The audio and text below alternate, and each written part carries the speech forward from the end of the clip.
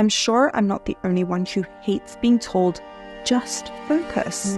And I know it's important. I made this in 12 hours, and I also made this in 12 hours, the only difference being just how much I was paying attention.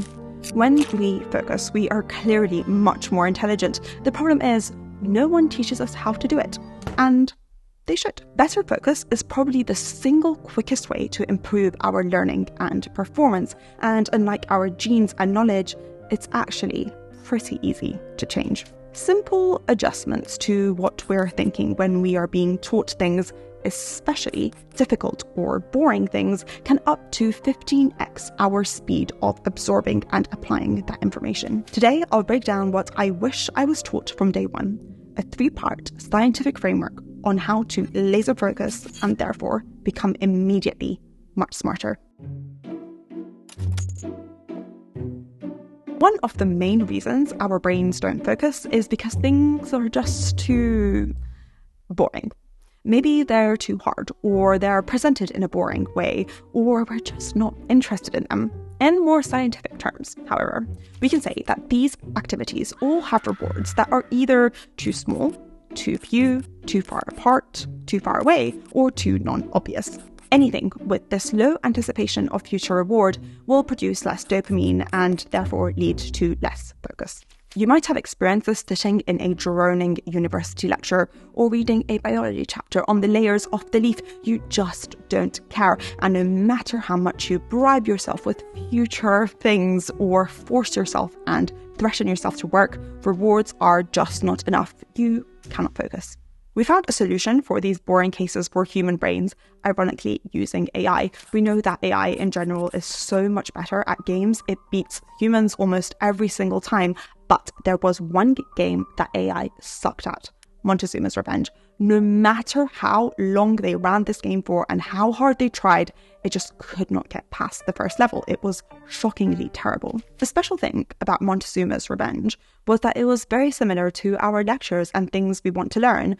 Rewards were scarce and non-obvious, and so the system didn't know what to do. It was programmed to seek rewards, and as there was not enough there, it didn't know what direction to go in and how to progress. The programmers overcame this by trying to make the learning model more human-like. Instead of seeking traditional rewards in the terms of points and wins, it actually programmed it to seek novelty, and novelty became its reward. When the program was incentivized to seek new things that it hadn't seen before, it ended up going 15 times farther in the same amount of time. In those places in our life where traditional rewards are not enough to get us focused, it's better to switch to novelty-based rewards. Instead of thinking, how is this interesting, or why should I care? Instead, we can think, how is this different to what I currently know? How is this new? The slight shift in mindset unlocks endless more focus. We are evolutionarily hardwired to be rewarded for novelty-seeking behaviors, giving us dopamine and increasing our focus even when there otherwise is none. Newness means focus, even in the absence of other rewards. A phrase by Mae West captures this beautifully when she says, "When I'm caught between two evils, I tend to choose the one I haven't tried before." One of the strongest ways to increase our focus on something is to be shown we are wrong. In a fun experiment, toddlers were given 2 different types of building blocks. Some were normal wooden ones, some had magnets in them, so they stacked up in weird ways. The children spend much longer playing with the ones with magnets in them because they violated their rules of how these blocks should behave. The simple element of wrongness or surprise creates huge amounts of extra focus. Information theory states that people have an intrinsic desire to learn and to make simple predictions about our environment, to make models of the world. This is because a better understood world is more compressible, and this makes our brain happy. Therefore, when we see something that violates these rules, we want to figure it out and compress it again. we give it focus. What the babies in the experiment are doing is that they're using what they already know about the world to motivate what they need to pay attention to. When younger babies who had never seen building blocks before were given the two types, they focused on both of them equally because there was no element of surprise. Both of them were completely new. The way we can use this to increase our focus is that as we are trying to learn something, instead of just passively trying to absorb or understand the information, we try to come up with conclusions as the lecture is going on. As soon as a lecture starts, for example, we start to try to predict and conclude how it will end, what will be said next, how things work and how things connect and how they will go. Then as the lecture progresses, we are continuously adjusting these conclusions based on the new information that will tell us where we are right and where we are wrong. A great way to train yourself to do this is to think of that very annoying thing that people sometimes do when you are trying to say a story and someone interrupts you and says, oh, and then they said this, and you have to go, no, that's not what happened. And they just don't let you finish your story because they keep interrupting you with wrong things. Yeah? Okay, you need to do that in your head as someone is talking. Try to create these conclusions in your mind for what they are saying, and you will be proven wrong a fair bit. In this way, when the rules that we already knew about the world are being violated by new information that we are trying to learn, or when the conclusions that we are making as the lecture progresses are being violated by new information, we can benefit from the extra focus of having to be surprised and readjust our conclusions. And if our predictions for what will happen are proven to be true, then we can benefit from the pleasurable dopamine of getting something right. So it's a win-win in both situations. If this sounds familiar, it's because, again, it's the way machine learning works. TD, temporal difference learning, is how machines teach themselves things like how to play chess. They make predictions for what the opponent will do or what will happen next, and then they adjust these predictions based on information. And therefore, they can cover huge amounts of data and super quick, very thorough and effective learning, especially fast. This is what we're trying to replicate. Before I get to my last point, I just want to state something that I noticed preparing this video, which is it sounds like there's so much work to be done and attention is taken away from the main lecture or the thing we're trying to learn. And that's not technically true. One, because these things become so much quicker and second nature the more we practice them, so they don't actually take that much time.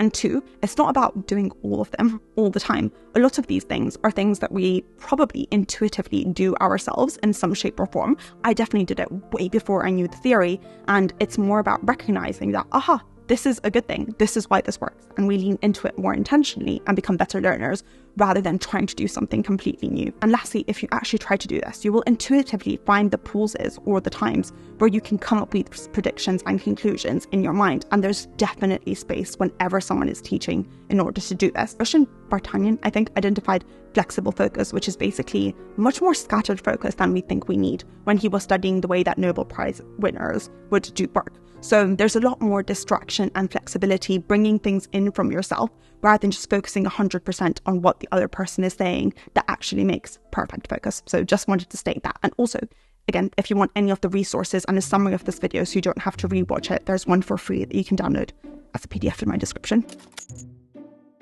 The ultimate boss of focus, far more than novelty or surprise are individually, is the combination of both, which in a way is intrigue. In another study, children were given a toy with two levers, and while they still hadn't figured out how the toy worked or which lever actually made the toy make sounds and noise and lights, they refused to exchange it for another toy. No matter how shiny and big the new ones were, they stuck to their own, because whenever we are intrigued or confused about how something works and we want to figure it out, nothing compares to the amount of focus and attention we give that specific thing. A way to generate artificial intrigue in what we are being taught or trying to learn is to think about conclusions that we came to that were not addressed, questions that we had that are not yet answered, contradictions to what we already know that were not clarified, and gaps in the information that the lecturer gave. So using the conclusions that we were creating before until the lecturer proves that they are right or wrong, or addresses them in some sort of way,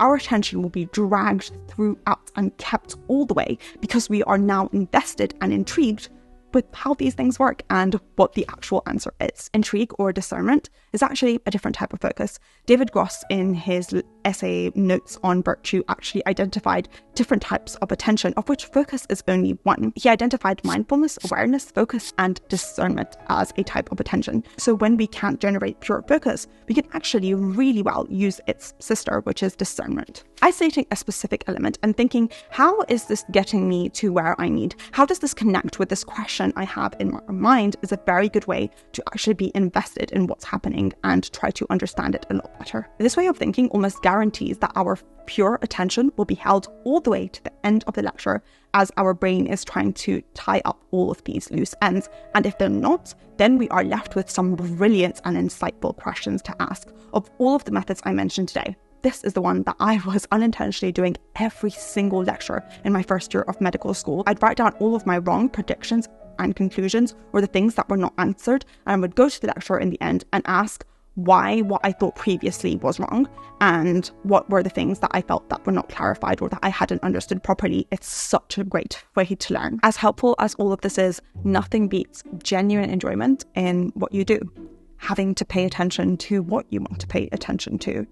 And so picking the right career, making the right choices in life as much as we can, is incredibly powerful. We all sadly have just one life and therefore cannot test out every single career to make sure it's the perfectly right one for us. And so proper research and insight on the difficult to ask questions on careers are absolutely invaluable. And there's one resource which is absolutely free, which does this in the best way possible. 80,000 Hours, the sponsor of this video, is a non-profit that wants to help people make a positive impact on the world.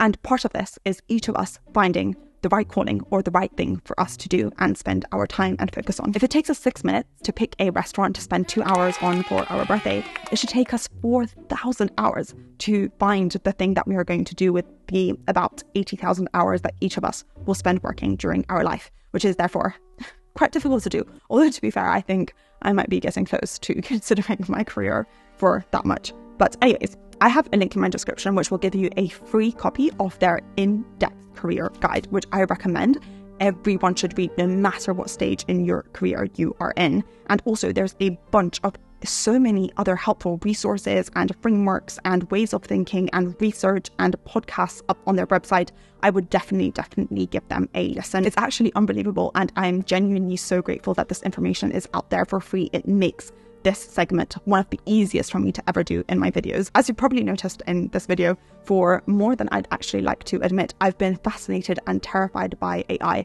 and I try to spend as much time as I can learning about it, reading about it, testing it here and there, and trying to keep up with the changes and what's going on in this field.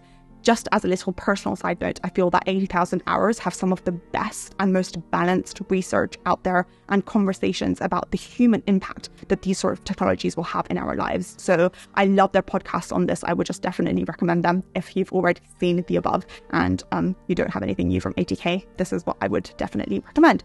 So if you made it to the end of this video, thank you so much for spending this time with me. I hope you have a wonderful rest of your day.